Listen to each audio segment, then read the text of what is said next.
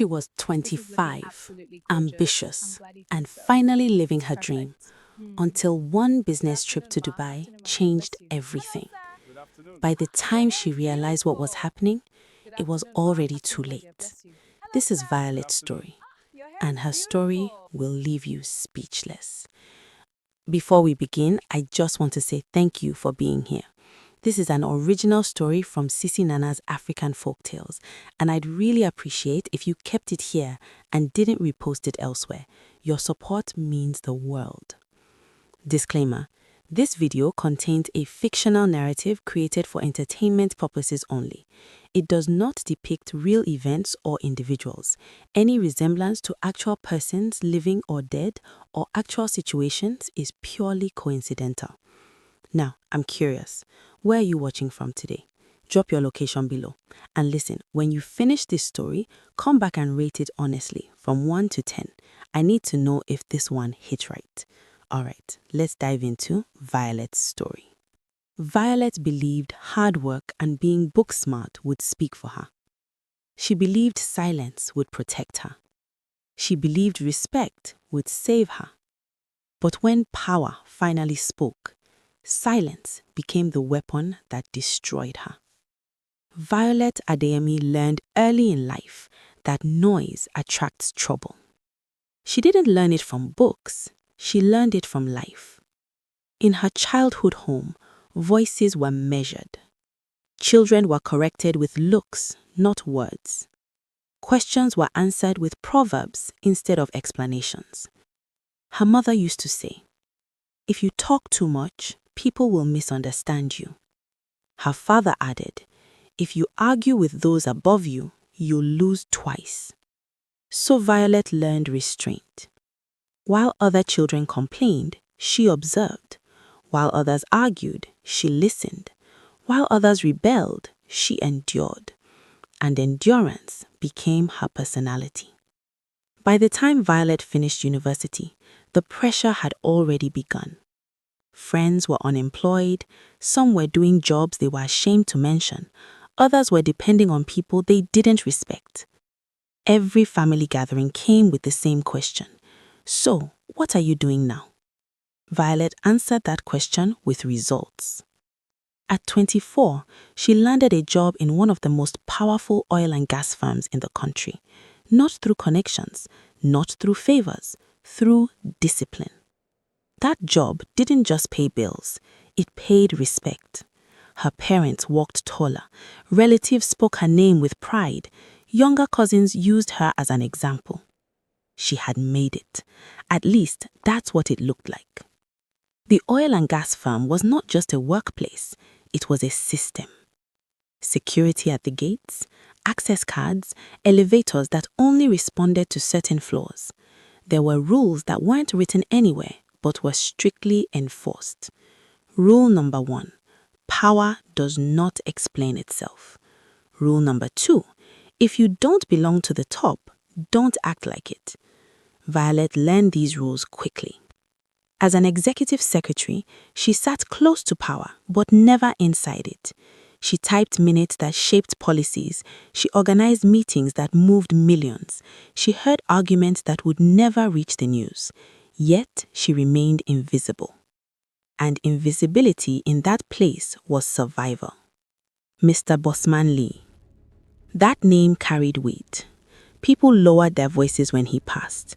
Managers rehearsed sentences before speaking to him. Even senior executives measured their words carefully. He was not loud. He was not dramatic. He was controlled. His power came from precision, not noise. To the public, he was a self-made oil and gas mogul. To young people, he was proof that success was possible. To the media, he was clean, too clean. To Violet, he was a presence she could never read. Mr. Bossman Lee never complimented Violet, not once, but he never complained either. If a document was flawless, he signed it silently. If a meeting went well, he walked past her without acknowledgement. If something went wrong, he corrected it quietly, almost gently. That unsettled Violet more than shouting ever could. Sometimes when she entered his office to drop files, he would pause, just for a second. His eyes would rest on her, not with desire, not with anger, but with calculation, as if he was weighing something. She never knew what. Violet often asked herself questions she never voiced. Am I doing enough? Am I too quiet? Is silence really strength? But each time doubt crept in, fear chased it away. Fear of losing her job, fear of being misunderstood, fear of becoming another youth statistic. So she buried her questions under work. Work never judged her. It was a wading work that she chose. It was a Thursday afternoon when everything shifted. The office was unusually quiet. Meetings had ended early. The air felt heavy. Then the intercom beeped. If you're thinking it can't get any worse, just wait. Miss Violet, Mr. Bossman Lee's voice said calmly, come into my office. Her heart tightened, not because she was guilty, but because power rarely called without reason. She adjusted her blazer, took a breath, knocked. Come in. He didn't ask her to sit. He handed her a file. A business trip, he said. Dubai, 3 days. Violet froze. Dubai? Just the two of them? This was not standard procedure. Usually, trips involved teams, lawyers, technical staff, not a CEO and his secretary alone. This is strategic, he continued. I need someone efficient, someone discreet. Discreet. That word echoed in her mind. Her instincts screamed caution, but another voice whispered fear. What if I say no? What if this affects my position? What if silence is still the safer choice? You're organized, he added. I trust you. Trust. That word dismantled her hesitation. I'll prepare, Violet said. And just like that, the line was crossed, though she didn't know it yet. On the flight, Violet stared out the window more than she spoke. She tried to convince herself this was normal. Just work, just professionalism, just responsibility. But deep down, something felt off. Mr. Bossman Lee spoke casually about the market, about expansion, about global competition. Yet his tone was softer than usual, less guarded. She noticed it, but she said nothing. Silence had always been her armor. Dubai changed everything. No office walls, no assistants, no hierarchy in the air. Just two people navigating foreign streets and long evenings. Mr. Bossman Lee smiled more. He asked questions. He listened. He asked Violet about her upbringing, her struggles, her dreams. No one had ever asked her that before. She spoke cautiously at first, then freely, opening her mouth and heart like a parrot let out of its cage. She spoke about responsibility, about wanting stability, about fearing failure. He listened, genuinely. Then he spoke about himself, about success that felt empty, about relationships that didn't last, about power that isolated him. For the first time, Violet saw something dangerous. Power with loneliness. And loneliness is persuasive. One evening, standing on the hotel balcony, city lights glowing beneath them, he said quietly, "You remind me of the woman I should have married." The sentence hung in the air. It wasn't a compliment. It wasn't a joke. It was a confession. Violet felt her chest tighten, and oh, how the butterflies in her belly reacted with love bites. Every warning she had ever ignored rushed back at once. She should have stepped away. But loneliness recognizes loneliness, and silence once again chose for her. That night did not feel like a mistake. It felt like understanding. But consequences don't announce themselves immediately. They wait, and when they arrive, they never come alone. When Violet woke up the next morning in Dubai, reality returned quietly. No alarms, no office noise, no rushing to prepare minutes or emails. Just sunlight filtering through curtains and a strange heaviness in her chest. She sat up slowly. What have I done? The question didn't come with panic. It came with confusion. because nothing had been forced, nothing had been violent, nothing had been shouted, and that was exactly what scared her. Silence again. At breakfast, Mr. Bossman Lee acted normal, too normal. He spoke about meetings scheduled for later that day, about investment opportunities, about expansion plans. Then casually he said, "You don't need to worry, I'm not irresponsible." The words landed like reassurance and like control. "I don't mix emotions with obligations," he continued. "When I care about something, I handle it properly." Violet nodded, building castles of happily ever after in her head. She wanted to believe him, not because she was weak, but because hope is easier than fear. For the rest of the trip, something unspoken settled between them. No more late-night conversations, no public closeness, no awkward avoidance either. Just understanding. That made Violet uneasy. Because understanding without clarity is dangerous. She wanted to ask questions. What does this mean? What happens when we return? Where do I stand? But the question stayed in her throat. Silence again chose for her. Returning home felt like waking from a fairy tale dream. The familiar office building towered above her, unchanged, intimidating. Inside, everything was normal. Too normal. Colleagues greeted her politely. Meetings resumed. Emails flooded her inbox. But something had shifted. Mr. Bossman Lee now spoke to her more often. Not loudly, not publicly, but directly. He asked for her opinion in meetings. He acknowledged her presence. He trusted her with sensitive tasks. Others noticed. Whispers followed. Women noticed first. The sideways glances. The pauses when Violet walked in. The sudden silences mid-conversation. Men noticed later. They joked less around her, measured their words, observed. Violet felt it. She felt eyes following her movements. She wanted to scream. Nothing changed. I didn't plan this. But silence kept her calm on the outside and anxious inside. One afternoon, Mr. Bossman Lee called her into his office again. This time, he asked her to sit. "I need you to be careful," he said calmly. "People talk." Her stomach tightened. "I don't want misunderstandings," he continued. "Our work relationship remains professional." Professional. The word tasted bitter. "You're valuable here," he added. "I'd hate to see unnecessary drama affect your future." There it was. Not a threat, not a promise, a reminder of power. Violet understood the message clearly. Do not speak. Do not ask. Do not define what cannot be controlled.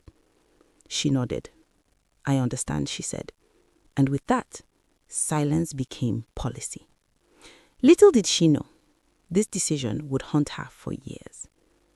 Weeks later, Violet noticed the change. At first, she blamed stress. Then timing. Then denial collapsed. Violet woke up that morning in her apartment after her return from Dubai to Nigeria, feeling like the world had shifted slightly off its axis. She swallowed hard and wiped hot sweat off her forehead. Her monthly cycle has been delayed there 4 weeks. She cringed at the scary thought screaming, "You are pregnant," in her mind. This uncanny development is dangerous stormy waters for a 25-year-old Nigerian girl like her, from a strong Christian background. Her fear was further confirmed by the way she generously offered herself to sleep and eating like a glutton on anything that has been cooked in a pot on fire. Violet dislodged the pregnancy thought and wanted to live in the self-denial of hormonal imbalance. But she was pregnant. The confirmation hit her like cold water. Her hands shook. Her mind raced. Our elders have always initiated the drum rolls in giving solicited and unsolicited advice in scenarios like this. Her heart thundered in her chest, threatening to explode in fear. Violet dreaded losing her public praise and role model status before familiar faces. Fear arrived late. Hope arrived first. Because despite everything, she remembered his words. I don't abandon what I create. She held on to that sentence like a lifeline. She rehearsed the conversation 100 times. She imagined calm reactions, responsible discussions, private arrangements. And she had learned something important. Silence can destroy, but it can also prepare. What she didn't know yet was how long the preparation would take. Before we continue, let me ask you, drop a comment. Team Violet or Team Bossman Lee? Hey, it's getting more spicy. Everything looked normal. The ceiling, the window, the early sunlight creeping in. Yet, nothing was normal. She reached for her phone instinctively, then stopped. No office emails to check, no schedules to arrange, no CEO waiting. Just silence. Violet did not tell anyone she was pregnant. Not her closest friend in the office, except her parents back home. Not even the mirror she stood before every morning, pressing her palm lightly against her still flat stomach, as if the truth might leak out if she touched it too hard. Silence became her shield. But silence, Violet would soon learn, is never neutral. Silence always chooses a side. Violet noticed the change before anyone else. It started subtly. Mr. Bossman Lee stopped calling her by her name. Miss Violet became the secretary. Then that girl. Meetings she used to attend were suddenly not necessary. Emails she sent were ignored. Her access card began to glitch. At first, she blamed herself. Maybe I imagined the closeness. Maybe the trip meant nothing.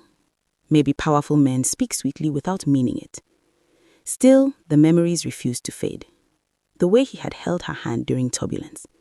The way he had spoken about legacy, family, and wanting a woman who understood silence. And the way he looked at her, not like a secretary, but like a choice. And then, nothing. No calls, no messages, no follow-up on the promises whispered under foreign skies. Only distance. One Friday afternoon, Violet gathered courage the way a drowning person gathers breath. She stood outside his office door, clutching a neatly arranged file that suddenly felt heavier than it should. Through the glass, she could see him laughing on a call. Relaxed, powerful, untouched. She knocked. "Come in," he said without looking down. The room felt colder than usual. "Yes, Violet," his tone professional, detached, almost unfamiliar. Her throat tightened. "Sir, I need to speak to you, privately." He finally looked up. And for a fraction of a second, just one, something flashed in his eyes. Recognition. Fear. Then it vanished. "Make it quick," he said. "I have another meeting." That was when Violet knew. This conversation was already lost. She spoke anyway. "Sir, I'm pregnant." The room went quiet again. Too quiet. Mr. Bossman Lee leaned back in his chair slowly, as if calculating the weight of her words. Then he laughed. A short, sharp laugh. "Ha! That's a serious accusation," he said. Her heart dropped. "I'm not accusing you," Violet replied, voice trembling. "I'm telling you the truth." His face hardened. "You should be very careful, Violet," he said calmly. "Do you understand what you are implying?" "I'm not implying nothing," she whispered. "You know what happened." Silence stretched between them, thick, suffocating. Then he stood up. And that was when Kawa entered the room. "You were my secretary," he said, pacing slowly. "You did your job. I did mine. Anything else you imagined is your personal problem." Her knees felt weak. "You promised," she began. He raised a hand. "Do not say that again." His voice dropped. "Do you know how many women have tried this story? Pregnancy, marriage, money." Tears burned her eyes. "I never asked for money," she said, whispered. "I only want the truth respected." "The truth?" he repeated coldly. He walked back to his desk and pressed a button. Within seconds, HR stood at the door. "Escort Miss Violet out," he said without looking at her. "Her services are no longer required." The words hit her like a slap. "Sir?" "Security," he added. That was when humiliation entered. 2 days later, the HR mail came. "Miss Violet, kindly report to the boardroom by 9 a.m. tomorrow." No explanation, no smiley. No hope you are well. Just cold words. Her heart sank. The boardroom felt larger than usual. The air conditioning was too cold. The long glass table too shiny. Mr. Bossman Lee sat at the head. Beside him were the HR manager, the legal advisor, two senior executives Violet had never spoken to directly. No chair was offered to her. She stood. Mr. Bossman Lee didn't look at her immediately. He shuffled some papers, then finally raised his eyes. Cold, distant, unrecognizable. "Miss Violet," he said flatly, "there have been serious allegations against you." Her heart skipped. "Sir, what allegations?" He leaned back. "That you compromised your position for personal gain." The room went quiet. Violet's mouth dried. "I don't understand," she said. He smirked. "You followed me on a business trip. You manipulated situations, and now you are trying to pin a pregnancy on me?" The words hit her like slaps. The HR manager cleared her throat uncomfortably. Violet felt dizzy. "Sir, you know that's not true." Mr. Bossman Lee slammed the table. "Enough!" The sound echoed. "You think you can trap me? You think my name is cheap? You want to destroy everything I have built?" Tears filled her eyes. She opened her bag slowly, pulled out the pregnancy test result. "I never wanted to trap you," she whispered. "I only wanted the truth respected." He laughed, a dry, mocking laugh. "Truth or money?"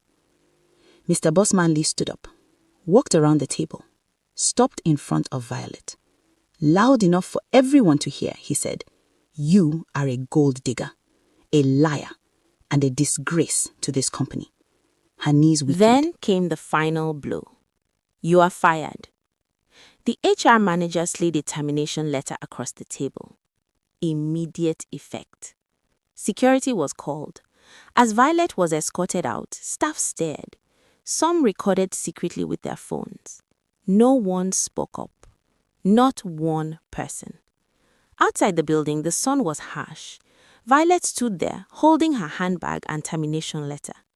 Pregnant, jobless, alone. She looked up at the tall glass building she once felt proud to work in and whispered to herself, "I will not beg." She placed her hand on her stomach. "For you, I will survive." But inside her heart, another voice asked quietly, what if survival is not enough? If silence had cost her everything, then survival would have to speak louder. Weeks passed. Morning sickness replaced morning routines. Job rejections replaced hope. Each company smiled politely, then declined. No one wanted trouble. No one wanted scandal. One afternoon, as Violet sat alone in her small apartment, the television played in the background. A news headline flashed across the screen. Bossman Lee named Africa's most influential oil and gas leader. She stared at the screen. His face looked unchanged, still confident, still celebrated, still untouchable. Her phone buzzed again, this time a message from her mother. "When are you coming home? People are asking questions." Violet placed a hand on her stomach. Her child shifted gently. Life was growing inside her, even as her own life fell apart. And in that moment, Violet made a choice. Not revenge, not confrontation, but something far more dangerous: independence. She would raise this child alone. She would rebuild quietly. She would let time do what noise could not. But somewhere deep inside her, a question began to form, slow, heavy, unavoidable. What happens when silence meets power again, years later? And unknown to Violet, a child she had not yet met would one day stand between her and the man who broke her. But when that day comes, whose truth will finally be heard? Life did not collapse for Violet all at once. It peeled away from her slowly, like paint from an old wall. The kind of collapse that doesn't make noise, but leaves you exposed. She moved out of her apartment 2 months after losing her job. Rent was unforgiving, Pregnancy was demanding. Pride had already been wounded enough. Violet packed her life into 2 worn-out suitcases and boarded a night bus back to her hometown. As the bus rumbled through dark roads, she stared out the window and whispered words she had never planned to say so early in life. I will not fail you. She didn't know if she was talking to herself or the child inside her. Back home, the village welcomed her with smiles that didn't reach their eyes. People noticed things. Her swollen belly, her missing ring, her silence. Questions followed her like shadows. Where is the husband? What work sent you back so suddenly? Is everything well? Violet smiled. Smiles became her second shield. She moved into her mother's small house, a place filled with old memories and new disappointments. Her mother asked only one question that first night. Who is responsible? Violet shook her head. She said, he's not coming. Her mother didn't press further. But disappointment has a sound. It sighs loudly in quiet rooms. Days turned into weeks, weeks into months. Violet started sewing clothes for neighbors to survive. Her once manicured hands learned needle and thread. Her once soft palms grew rough. Each stitch reminded her of something she had lost. Respect, comfort, dreams. But also something she had gained. Strength. At night, when sleep refused to come, Violet listened to the radio. Business news, oil prices, company expansions. Bossman Lee's name appeared often. Always rising, always winning. She never mentioned him. Just once. To her parents. Not to the women whispering at the well. Not to herself. Silence again. But this time, silence was not weakness. It was strategy. The baby arrived on a rainy morning. A boy, small fists, strong lungs, eyes that looked too alert for a newborn. The nurse smiled. This one will be stubborn, she said. Violet laughed softly through tears. She named him Ethan because it meant strength. Raising Ethan was not romantic. It was survival. Sleepless nights, empty pockets, judging eyes. Some men offered help with conditions. Some women offered advice with poison hidden inside. You should forgive and move on. You should find another man. You should forget the past. But Violet had learned something powerful. You don't forget wounds. You learn from them. When Ethan was 3, Violet enrolled in free business skills programs run by NGOs. When he was 5, she started a small supply chain business selling cleaning chemicals to local shops. She worked harder than anyone else. Not because she wanted revenge, but because failure was no longer an option. Ethan watched everything. How she negotiated, how she walked away from disrespect, how she stayed quiet when insulted. By the time Ethan was 10 years old, Violet had expanded. New clients, new cities, new respect. People who once whispered now greeted her warmly. Madam Violet, strong woman, role model. Yet something still followed her, a question she never answered. Who is Ethan's father? Ethan asked it first. One evening, as Violet balanced her accounts, Ethan stood at the door. Mom, he said, why don't I have a dad? The room froze. Some questions don't age. They wait. Violet closed her book slowly. Some men, she said carefully, choose power over responsibility. Ethan frowned. Will he ever choose me? Violet did not answer immediately, because truth is dangerous when spoken too early. I chose you, she finally said. That night, Ethan lay awake, not angry, not sad, just thinking. Years later, Bossman Lee's empire still stood tall, but cracks had begun to form. Regulatory pressure, political shifts, younger competitors. One name began appearing in industry discussions.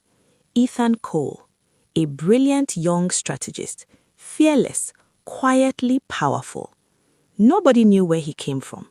Nobody knew whose blood he carried.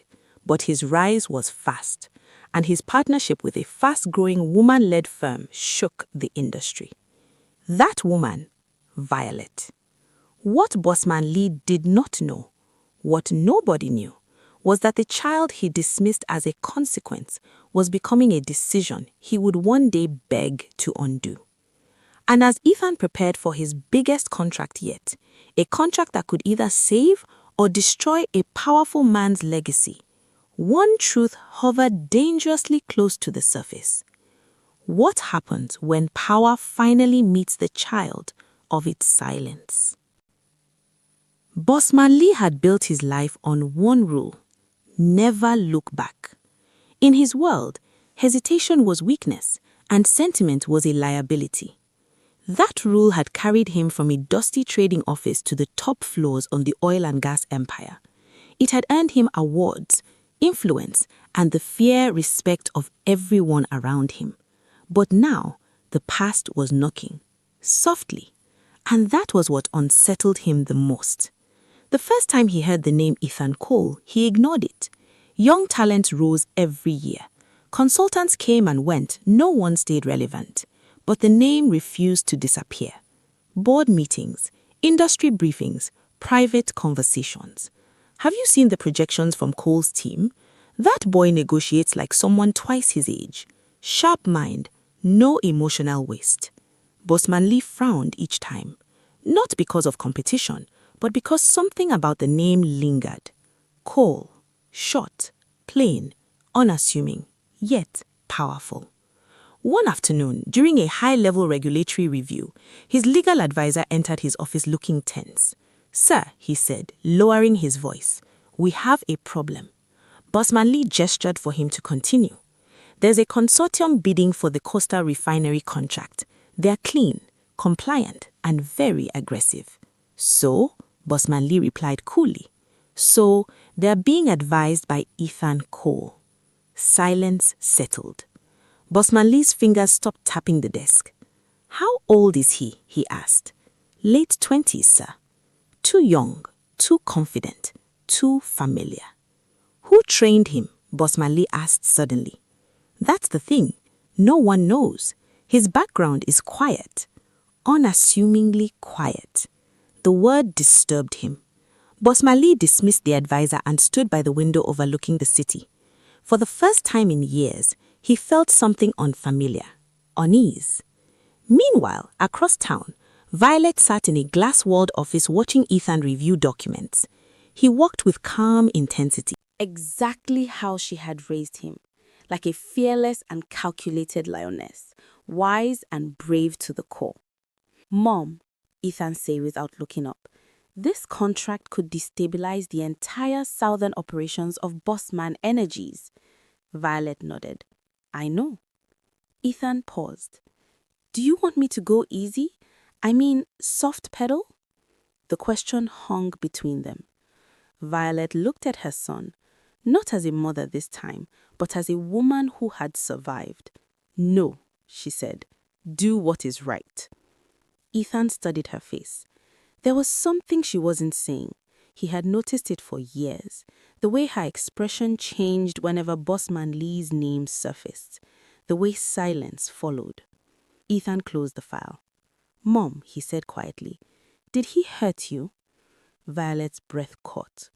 Some questions are sharp knives, others are mirrors. "I survived," she replied. That answer was not a denial. It was a warning.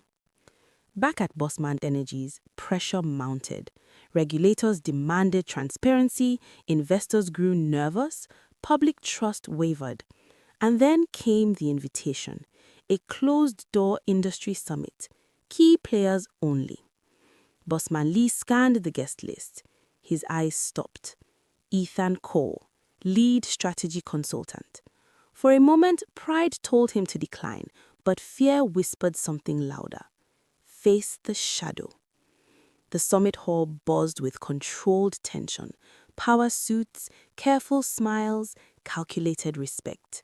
Bossman Lee entered, commanding attention as always. Then he saw him, across the room, Ethan Cole, tall, composed, unapologetically present. Their eyes met, and something shifted. Not recognition, but resonance. Bossman Lee felt it, a strange pull, an uncomfortable familiarity. Ethan held his gaze calmly. No anger, no awe. Just balance. The kind of balance that unsettles men who rely on intimidation. They shook hands. "Mr. Cole," Bossman Lee said, "I've heard impressive things." "Likewise," Ethan replied. Their handshake lingered half a second too long. Ethan noticed it. So did Bossman Lee. During the summit, Ethan dismantled arguments with quiet logic. No insults, no arrogance. Just truth. The room leaned towards him. Bossman Lee felt something slipping. Control. At the end of the session, Bossman Lee approached Ethan privately. "You're very young to be playing this level of chess," he said. Ethan smiled faintly. "I was raised to think long term. An aura for aura world." "Who raised you?" Bossman Lee asked suddenly. The question escaped before pride could stop it. Ethan paused. "My mother," he said. Something in his tone made Bossman Lee stiffen. "What does she do?" Bossman Lee pressed. "She builds," Ethan replied, quietly. That night, Bossman Lee could not sleep. Faces replayed in his mind, past decisions, dismissed consequences. For the first time, regret tried to speak, but pride shut it down. Still, a question refused to leave him alone. Why did that young man feel like a reckoning? And as Violet stood alone in her office later that evening, staring at the city lights, she whispered words she had never said aloud before. "The past has found us." But she still did not say the truth. Because once truth is spoken, power can never pretend again. Ethan had never been the type to ignore patterns. That night after the summit, he sat alone in his apartment, replaying everything in his head. Not the arguments, not the deals, but the pauses. Bossman Lee's hesitation when their hands met. The way his eyes lingered, searching. The question that came too quickly.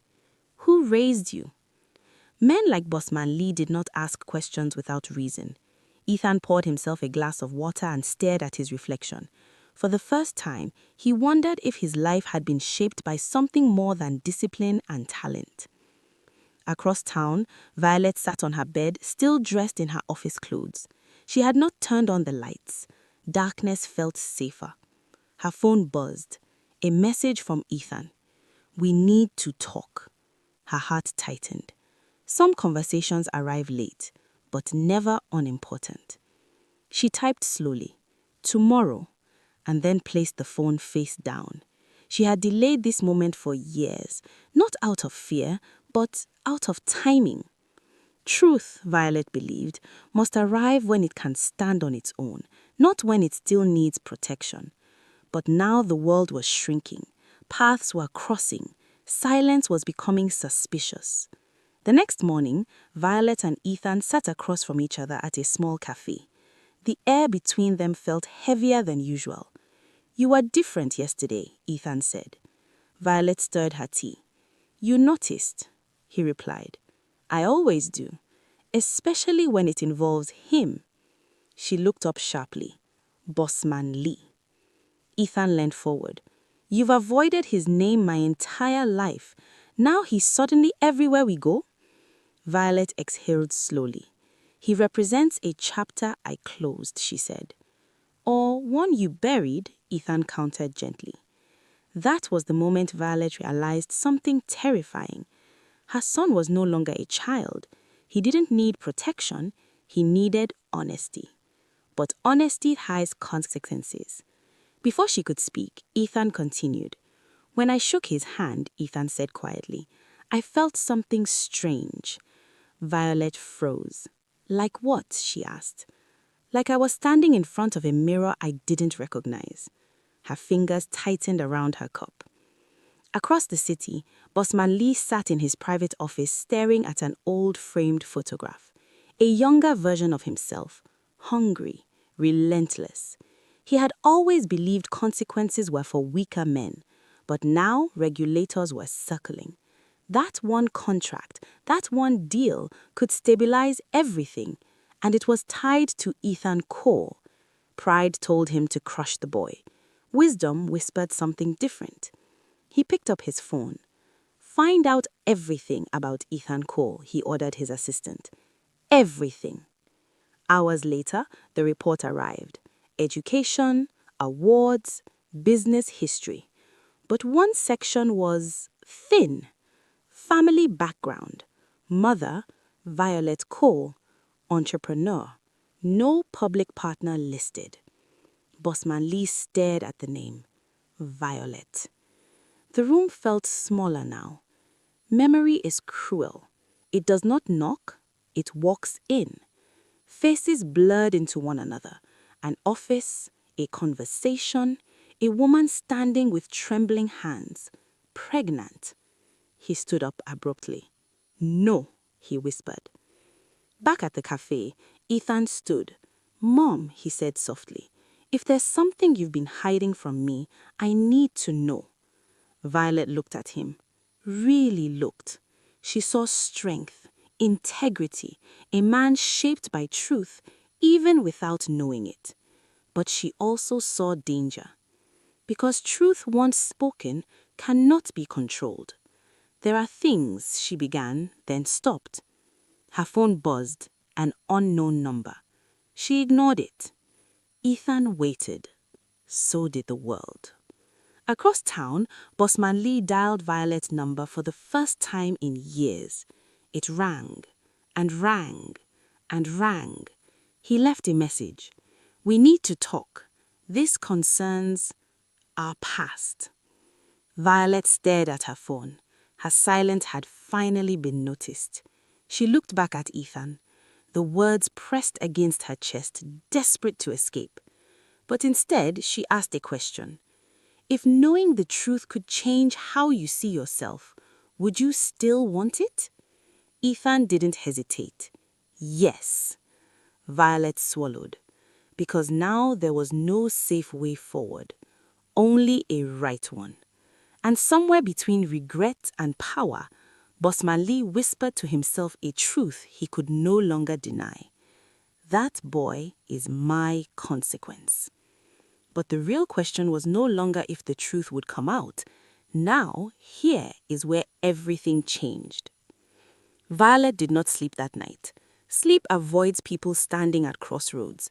She lay awake listening to the sound of Ethan moving around the apartment, unaware that his entire identity was standing at the edge of revelation. Her phone lay beside her. Bossman Lee's message replayed in her mind like a stubborn echo. We need to talk. Years ago, those words would have shattered her, but now they only hardened her resolution. Morning arrived quietly, too quietly. Ethan was already dressed when Violet entered the living room. I'm going to the office early, Ethan said. The contract review is today. Violet nodded, forcing calm into her voice. Be careful, she said. Ethan paused. He looked at her closely. You're afraid, he said. I'm thoughtful, Violet replied. He didn't argue, but as he walked out, Violet felt something she had not felt in years. Loss of control. Across town, Bossman Lee prepared for the day like a man heading into battle. His suit was flawless, his posture perfect, but his mind betrayed him. Violet's name sat heavily in his thoughts. He summoned his assistant. Set up a private meeting with Violet Cole, he said. Today. Should I? Today, he repeated. At the same time, Ethan entered the boardroom. The atmosphere was tense. Executives exchanged cautious glances. Everyone knew this contract would decide futures. Ethan stood at the head of the table. Not aggressive, not submissive, balanced. Before we proceed, Ethan said, I want transparency. Murmurs followed. In recent years, power has been protected by silence. That ends today. Some shifted uncomfortably. Across the table, Bossman Lee's representative stiffened. Ethan slid a document forward. Compliance violations, he said calmly. Hidden liabilities, unaddressed risks. The room went quiet. Truth has weight, and it was pressing down. Bossman Lee watched the meeting through a live feed. Each word from Ethan felt personal. Not because it was an attack, but because it was honest. For the first time in his career, Bossman Lee realized something dangerous. This young man wasn't trying to destroy him. He was correcting him. Correction is harder to forgive than opposition. Meanwhile, Violet arrived at the agreed meeting location, a quiet office lounge. She stood by the window when Bossman Lee entered. Time had changed them both, but power had only changed one. "You look well," Bossman Lee said. "So do you," Violet replied evenly. They sat. Silence returned, older now, heavier. "I didn't know," Bossman Lee began. Violet raised an eyebrow. "You didn't ask," she said. He swallowed. "I was afraid," he admitted. "Of responsibility," Violet replied, "not uncertainty." He nodded.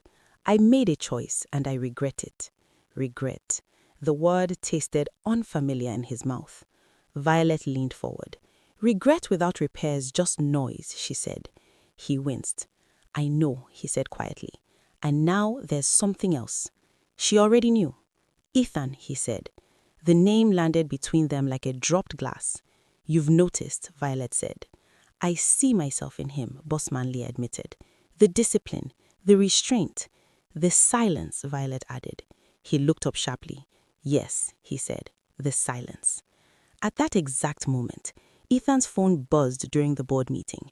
A message from an unknown number. "I am your father." His breath caught. The room blurred. Truth does not wait for permission. Ethan stood abruptly. "Excuse me," he said, voice tight. He walked out. Powerful men stared after him confused. The deal paused. Back in the lounge, Violet's phone buzzed too. She saw Ethan's name. Her heart dropped. She stood up. Bossman Lee realized instantly. "You didn't tell him," he said. "No," Violet replied. "But you did," she finished. Outside, Ethan stood alone, staring at the message. Anger rose. Not loud, focused, controlled. The kind of anger that changes destinies. He typed back one line. "Prove it." Back inside, Violet faced Bossman Lee with a fire she had never seen before. "You took my choice," she said. "Again." "I panicked," he said. "And now you forced a reckoning," she replied. Sirens wailed faintly in the distance. Somewhere, contracts waited. Lives hung in balance. And one question burned hotter than all the rest. When truth arrives without warning, who gets hurt first? Ethan did not go back into the boardroom. He stood outside the building, phone still glowing in his hand, staring at the message that had just rewritten his life. "I am your father." 3 words. No apology, no explanation, no humility, just a claim. Power always announces itself like it owns the truth. Ethan's chest rose and fell slowly. He wasn't shaking, he wasn't crying. That scared him more than anything. Across the city, Violet sat in her car, hands gripping the steering wheel so tightly her knuckles hurt. For the first time since becoming a mother, Violet felt helpless. Not because she was weak, but because truth once released refuses to obey anyone. Inside his office, Bossman Lee stood alone. The lounge felt colder now. He replayed Violet's words again and again. "You took my choice." Again. He had justified his action the only way powerful men know how. Better from me than from the world. But power lies to itself first. His assistant knocked. "Sir, the board meeting has been suspended." Bossman Lee closed his eyes. The deal was slipping, but something else mattered more now. Control. Ethan finally moved. He got into his car and drove. Not to Violet's office, not home. He drove to the place where his entire childhood had been shaped. The modest house where his mother taught him discipline, silence, and strength. Violet was already there. She saw his car pull up and stepped outside. Mother and son stood facing each other. No greetings, no hugs, just distance. "Did you know he would do that?" Ethan asked quietly. Violet shook her head. "No, But you knew it was possible, he said. Yes. That honesty hurt more than denial. Why didn't you tell me? Ethan asked. Violet exhaled. I didn't want your life defined by a man who denied you. Ethan looked away. But now it is, he said. Silence stretched. This was not anger. This was recalibration. You taught me that truth matters, she said, but you kept this from me. I protected you, Violet replied. From him, Ethan said, or from the self. The question landed. Violet had no answer ready, because some truths take years to admit. I didn't want you growing up angry, she said finally, or entitled or broken. Ethan nodded slowly. You succeeded, he said, but now I don't know where I belong. At that moment, Bossman Lee's car pulled up outside the gate. Violet stiffened. Ethan turned. Their eyes met again, this time not across a boardroom, but across a lifetime of absence. Bossman Lee stepped out, slowly, respectfully. For the first time, he did not lead with power. I won't come closer unless you ask, he said to Ethan. That restraint surprised them both. Ethan studied him. You don't get to choose timing, Ethan said. You already did that once. Bossman Lee nodded. I know. Violet folded her arms. You've said enough, she warned. This is between us now, Bossman Lee replied gently. That was new. Ethan broke the silence. Why now, he asked. Why speak after all these years? Bossman Lee swallowed.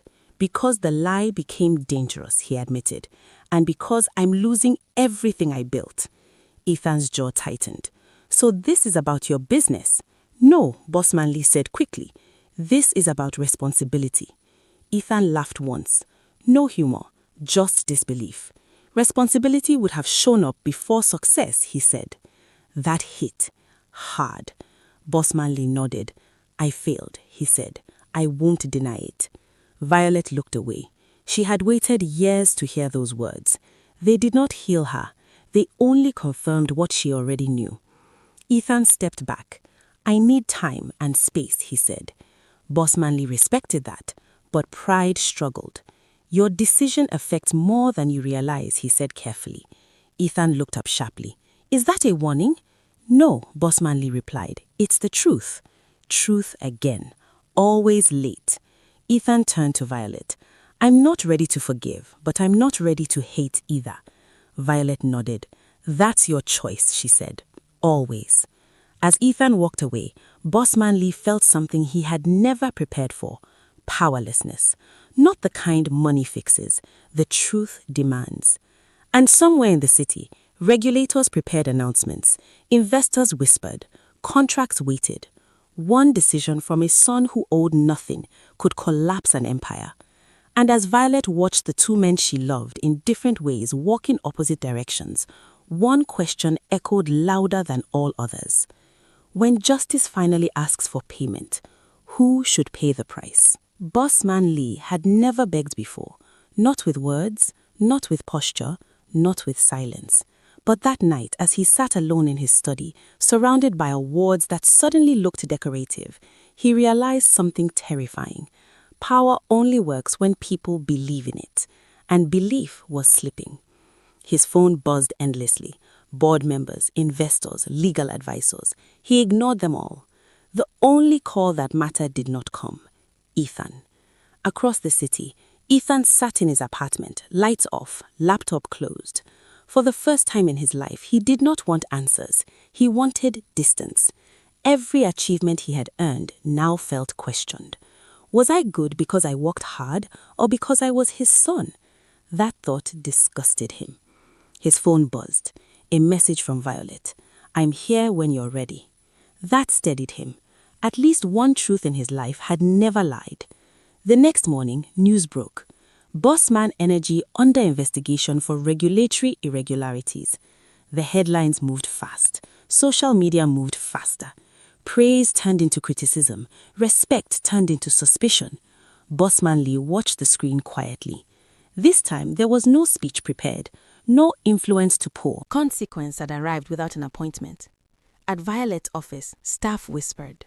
Some looked at her differently now, not because they knew the truth, but because power had begun to fall and people sensed gravity shifts. Ethan walked in unannounced. Violet stood immediately. "Sit," he said gently. She obeyed. "I've made a decision," Ethan said. Her heart raced, but she stayed calm. "I won't sabotage him," Ethan said, "but I won't save him either." Violet nodded.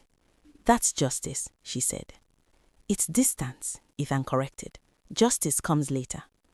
Meanwhile, Bossman Lee requested one final meeting, not as a CEO, but as a father. Ethan agreed on one condition: no lawyers, no contracts, no manipulation. They met in a neutral place, a quiet public park. Bossman Lee arrived early. He stood when Ethan approached, but did not extend his hand. "I won't apologize again," Bossman Lee said. "Not because I don't mean it, but because apologies don't rewrite time." Ethan studied him. "Then why are we here?" "Because I need to know," Bossman Lee said. "Will you destroy me?" Ethan blinked. "I don't have that power," he said. Bossman Lee smiled sadly. "That's the difference between us," he said. "I always thought I did." Silence followed. People walked past them. Life continued. Bossman Lee said finally, "I didn't come to ask for forgiveness. I came to accept whatever you decide." That humility was new. Ethan felt it. But trust doesn't grow from late seeds. "I choose integrity," Ethan said. "Whatever that costs you is not my burden." Bossman Lee nodded. "I understand." But regret still sat heavy. That evening, Violet received an unexpected visitor, Bossman Lee. She did not invite him in. They spoke at the door. "You raised him well," he said quietly. "I raised him alone," Violet replied. He accepted that. "I won't interfere again," he said. "Whatever happens next, happens."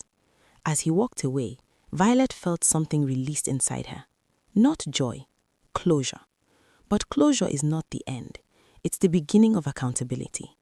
And as investigations deepened, as Ethan's reputation rose independent of blood, as Violet's silence finally turned into strength, one final truth hovered dangerously close to exposure. Because the world still did not know why Bossman Lee was falling. And when the full story comes out, it won't just destroy a company. It will rewrite legacies. The only question left was, who will tell the truth first? Power or the people it once silenced? The truth did not come out with a bang. It leaked, slowly, carefully, like oil seeping through cracks no one wanted to seal. A junior journalist published a short article online. Nothing dramatic, just a question. Who is Violet Cole, and why does her name keep appearing around the Bossman Energy investigation? At first, people ignored it. Then comments started, then shares, then screenshots. Because curiosity loves unfinished stories. Violet noticed the shift immediately. Calls that once came easily now paused. Emails arrived with extra politeness. Meetings were postponed until further notice. Not cancelled, paused. Ethan saw the article while scrolling at midnight. He didn't read it twice. Once was enough. So this was how the world would find out. Not from truth, but from speculation. He called Violet. "Mom," he said, "it's starting." She was quiet on the other end. "I know," she replied. For years, Violet had controlled the story by refusing to tell it. Now the story was controlling her. At Bossman Energy headquarters, panic replaced confidence. Board members argued. PR teams drafted statements they never released. Lawyers warned everyone to say nothing. But silence, once strategic, now looked guilty. Bossman Lee sat through it all without speaking. For the first time, nobody looked to him for direction. Power had lost its voice. That afternoon, Ethan was invited to speak at a youth leadership forum. It had been scheduled weeks earlier. He almost cancelled. Almost. But something stopped him. Truth, he realized, does not wait for comfort. The hall was packed. Young people, phones raised, eyes sharp. Ethan stood at the podium. He spoke about integrity, about building without shortcuts, about choosing responsibility over ego. Then someone asked the question, "Sir, is it true you are connected to Bossman Lee?" The room went still. This was not part of the plan. Ethan paused. For the first time in his life, silence felt dishonest. "I won't lie," he said. But I won't explain what I haven't finished understanding. The answer went viral. Some praised him, some accused him, others dug deeper. That night, Violet received a message from an old colleague. They're asking about you. Media too. She closed her eyes. She had always believed silence protected dignity, but silence now looked like complicity. Bossman Lee called her. She didn't answer, not because she was afraid, but because this was no longer his story to manage. The next morning, headlines changed. CEO's past relationship may explain corporate fallout. The woman behind the silence. Violet stared at the screen. Woman. Not human. Not mother. Just a headline. Ethan arrived at her office unexpectedly. They're turning you into a symbol, he said. She nodded. They always do, she replied, when women stay quiet too long. Ethan clenched his jaw. Say the word, he said. I'll deny everything. Violet looked at him and smiled sadly. No, she said, that would make you a lie. She stood up. For years, she had carried truth alone. Now, truth demanded movement. I won't speak yet, she said, but I won't hide either. What does that mean? Ethan asked. It means, she replied, if they ask, I won't run. Across town, Bossman Lee watched the same headlines. For the first time, he understood the full weight of his silence. It had not protected him. It had delayed justice. He picked up his phone and drafted a statement, then deleted it. Truth written by power always sounds rehearsed. And for the first time in his life, Bossman Lee waited for the woman he once silenced to decide how the story would end. But outside, the world was already choosing sides. Some blamed Violet, some defended her, some questioned Ethan's success, some demanded full disclosure, and one question burned across every platform.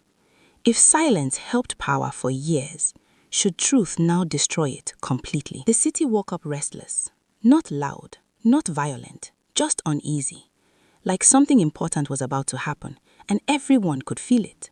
By 7 a.m., Violet's name was trending, not because she had spoken, but because she hadn't. People filled the silence with their own stories. Some called her brave, others called her manipulative. A few called her a mastermind who planned everything. Truth didn't matter anymore. Narratives did. Violet sat at her dining table, phone face down, tea untouched. She had lived quietly for years. Now noise was demanding answers. Ethan stood by the window watching cars pass. They are going to force this, he said. Yes, Violet replied calmly. That's what crowds do when they smell power falling. He turned to her. You can still stop this, he said. I can release a statement, deny everything, take control. Violet shook her head. Control is what ruined everything in the first place. Ethan frowned. You're about to be judged by people who don't know you. Violet smiled faintly. I've survived worse from people who did. Across town, Bossman Lee sat in a crisis meeting. PR consultants talked over each other. Release a denial, blame false reporting, threaten legal action. Bossman Lee listened, then raised a hand. Stop, he said.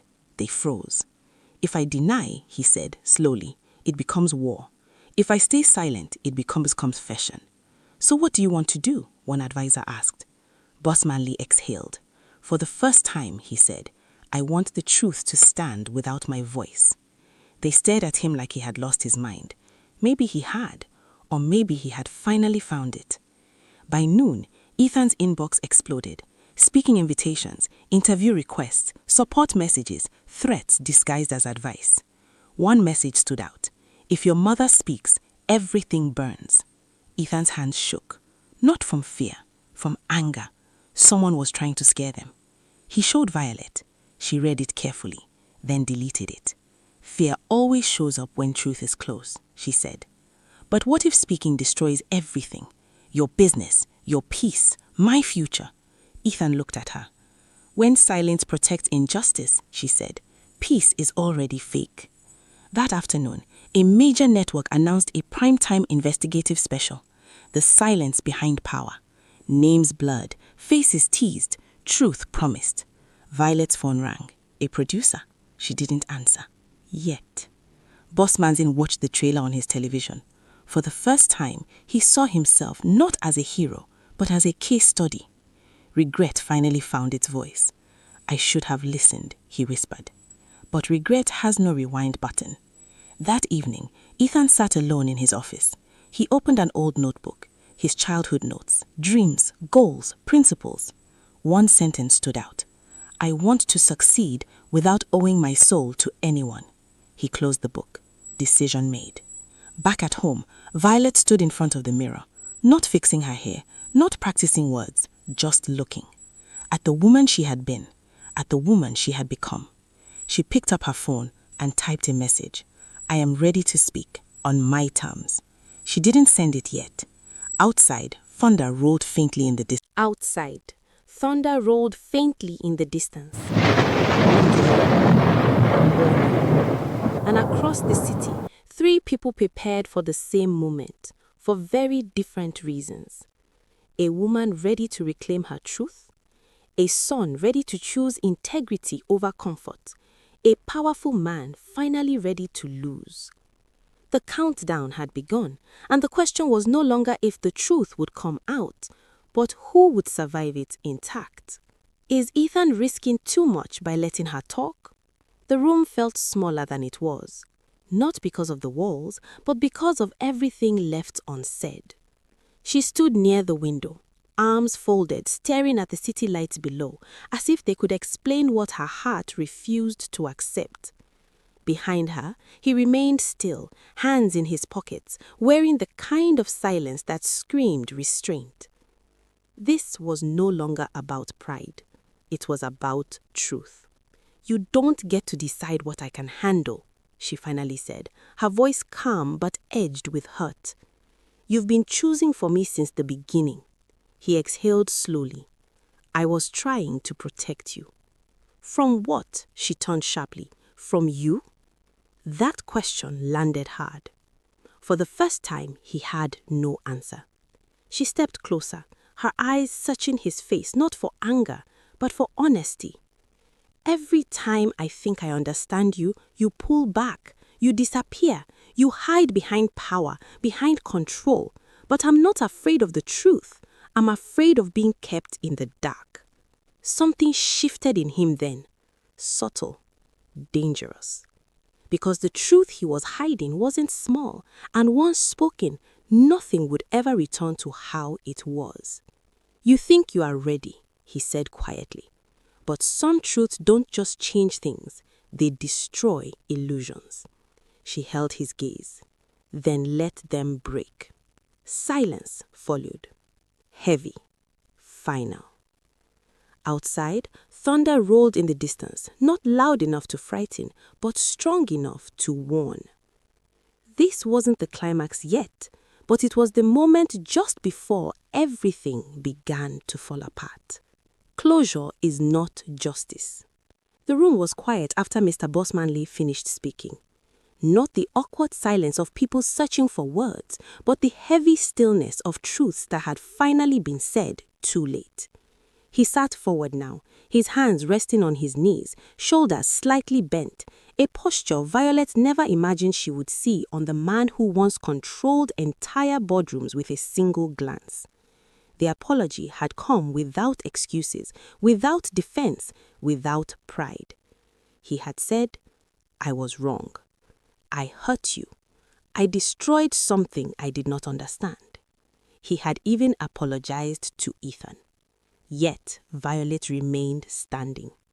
She didn't rush to speak. She didn't rush to forgive. She looked out the window of the private conference room, the city skyline stretching endlessly before her, a reminder of years she had walked alone while this man built empires without consequence. Finally, she turned. I accept your apology, she said quietly. Mr. Boss